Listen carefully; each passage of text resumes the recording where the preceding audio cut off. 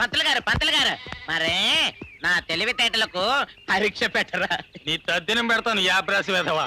బొగ్గులు పాలతో గడిగితే తెల్లబడతాయేమో గాని నీకు మాత్రం బుద్ధి రాదు. బాగు మా బామ్మ ముందేమో నాకు కిలోల తెలివితేటలు ఉన్నాయంటారు. ఆమె లేనప్పుడేమో మంత్రాల బాధ్యలో తిడతారు. చిన్న పిల్లల్ని తిడితే పేర్లుడిపోతాయి తెలుసా?